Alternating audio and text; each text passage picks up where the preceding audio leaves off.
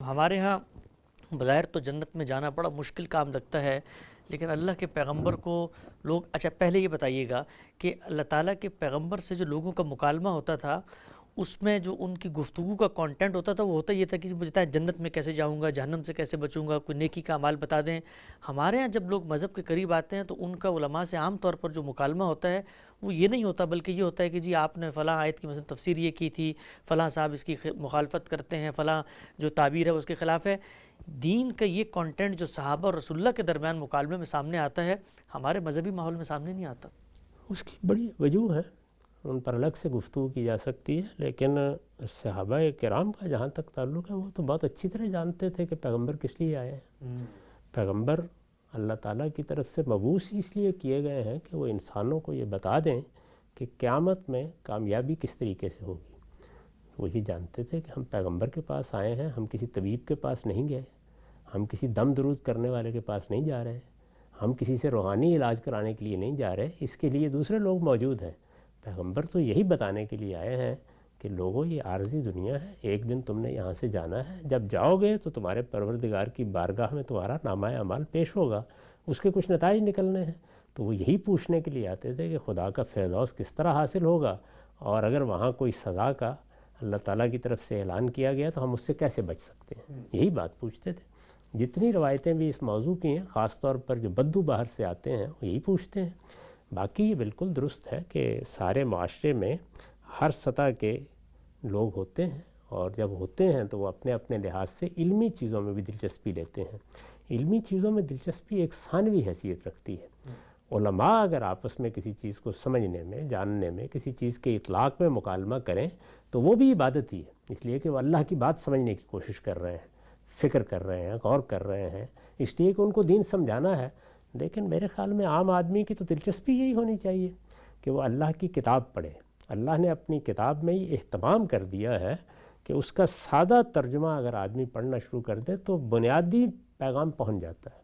بنیادی پیغام بہت سادہ ہے، اس کائنات کا تنہا خالق،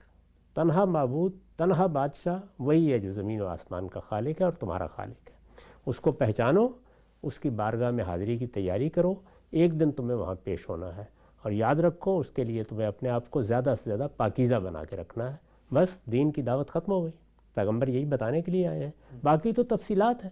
تو وہ تفصیلات ہیں جو علم بن جاتی ہیں، علم بن جاتی ہیں تو ظاہر ہے کہ علماء خواص اس میں دلچسپی بھی لیتے ہیں۔ میں نے عرض کیا کہ اس میں دلچسپی لینا، اس کی شرح و وضاحت کرنا، اس کو سمجھنا، اس پر غور کرنا اگر علماء کر رہے ہیں، یعنی کسی چیز کے ماہرین فن اس میں مصروف ہیں، تو یہ بھی عبادت ہے۔ لیکن عام آدمی کو کیا کرنا ہے؟ اللہ کی کتاب پڑھے، اس سے یاد دہانی حاصل کرے، اس کی تلاوت کرے، اور اس کا کوئی سادہ ترجمہ بھی اگر پڑھے گا تو کوئی 8-10 مقامات ہوں گے جہاں پر اس کو کوئی الجھن پیش آ جائے گی، پوچھ لے کسی سے یا کسی تفسیر میں دیکھ لے، ورنہ سادہ ترجمہ ہی عام آدمی کے لیے بہت کافی ہے، جیسے کہ اس بدو نے کیا ہے رسالت مآب سے بات کرتے ہوئے۔ اس کے بعد دین کا عملی پہلو ہے۔ دین کے عملی پہلو کی سب چیزیں رسالت مآب صلی اللہ علیہ وسلم سے اجماع اور تواتر کے ساتھ منتقل ہو رہی ہیں، ہر آدمی ان کو گنوا سکتا ہے، ہر آدمی کو معلوم ہے۔ امام شافعی نے اس پہ تبصرہ کیا ہوا ہے کہ یہ دین کا وہ حصہ ہے کہ جس کے بارے میں یہ تصور ہی نہیں کیا جا سکتا کہ کوئی عاقل بالغ مسلمان اس سے ناواقف بھی ہوگا۔ اس پر عمل پیرا ہونا چاہیے۔ اگر اس میں کوئی چھوٹی موٹی فہم کی مشکل پیش آتی ہے تو اپنے قریب کے کسی عالم سے پوچھ لینا چاہیے۔ عام آدمی کے لیے یہی چیزیں جی ہمارے ہاں یہ جو علمی بحثیں ہیں اور اس طرح کی چیزیں ہیں، یہ جن لوگوں کی دلچسپی کا موضوع ہو سکتی ہیں وہ ضرور یہ بحثیں کریں، لیکن علمی بحث کے بھی کچھ آداب ہیں۔ یعنی وہ بھی اگر اس لیے کی جاتی ہے کہ آپ نے کسی کا مذاق اڑانا ہے،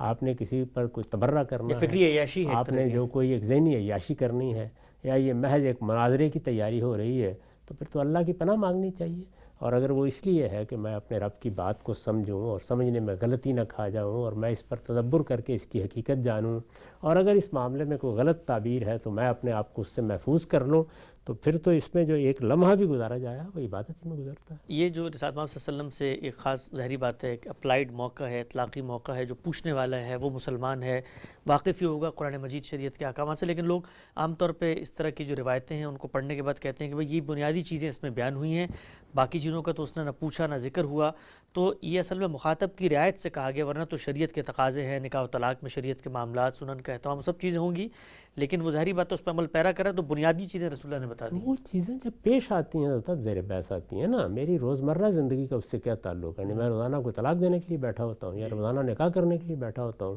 یہ چیزیں جب پیش آئیں گی دیکھا جائے گا میری روزانہ کی زندگی کیا ہے۔ وہ تو دو ہی چیزیں ہیں، وہ عبادات ہیں جو مجھے انجام دینی ہے، جیسے نماز 5 وقت میں پڑھنی ہے،